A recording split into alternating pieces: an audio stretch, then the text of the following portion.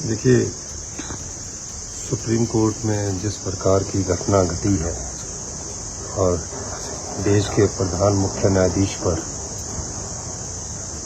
जिस प्रकार की घटना को अंजाम दिया गया है वो दुर्भाग्यपूर्ण है। न्याय प्रणाली में बैठे हुए व्यक्ति पर इस प्रकार की वारदात करना इस बात को इंगित करता है कि जो भी संवैधानिक संस्थाएं हैं उन मर्यादाओं का उल्लंघन किया जा रहा है और इस चीज़ को समझने की जरूरत है कि क्यों ऐसी घटी और कैसे उस व्यक्ति की जिसने चीफ जस्टिस साहब पर ये जो किया है वो बड़ी दुख की बात है। मैं यही कहना चाहूँगा कि हिमाचल प्रदेश इसकी भरपूर भर्त्सना करती है और निश्चित तौर पर जो भी इसमें सम्मिलित है उनके खिलाफ कड़ी कार्रवाई की मांग करती है। और सर, जिस तरह से मौसम बदल रहा है और आजकल जो है बर्फ पड़ने लगी है ऊंचाई वाले क्षेत्रों में, किस तरह से इसको देख रहे हैं? जलवायु परिवर्तन का भी असर है, तो कितनी तैयारी है सर्दियों के लिए अगर इस तरह का मौसम रहता है आगे भी? मैं ठीक कहा, मैं तो पहले ही कह रहा हूँ कि क्लाइमेट चेंज का असर है। आज हिमाचल इसका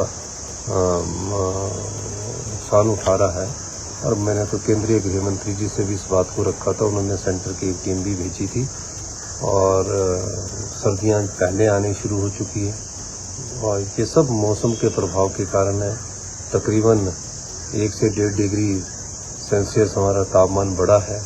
क्या इसके इफेक्ट होंगे ये तो अभी पड़ना शुरू हुए हैं।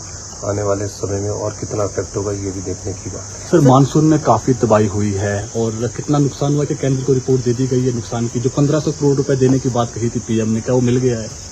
नहीं, अभी 1500 करोड़ रुपए की तो कोई उन्होंने घोषणा की है और अभी मैंने उस दिन भी कहा था पीएम साहब की मीटिंग के बाद कि कब कितना मिलेगा। जिस दिन हम मिलेगा उस दिन हम पीएम साहब का भी धन्यवाद करेंगे और निश्चित तौर पर हमें ग्रांट और स्पेशल रिलीफ पैकेज की जो उम्मीद है और इस कोशिश में हम पत्राचार भी कर रहे हैं। सर, पंचायत चुनाव नजदीक है तो संगठन विस्तार को लेकर कब तक सहमति होगी अध्यक्ष? इस महीने के अंत तक संगठन विस्तार की संभावना है और मेरा मानना है कि माननीय पूर्व मुख्यमंत्री वीरभद्र सिंह जी की प्रतिमा का अनावरण होना था, इसलिए थोड़ा सा रुका हुआ है और आने वाले समय में इस महीने तक हमारे संगठन विस्तार की संभावना प्रबल है। तो सोनिया गांधी जी ने भी आना है?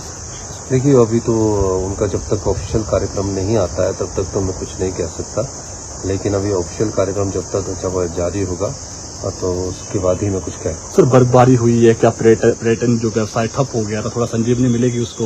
देखिए, अब तो पर्यटक आ सकते हैं, बरसात खत्म हो चुकी है। मैं सभी देश के पर्यटन प्रेमियों से कहना चाहूँगा कि आप हिमाचल आइए।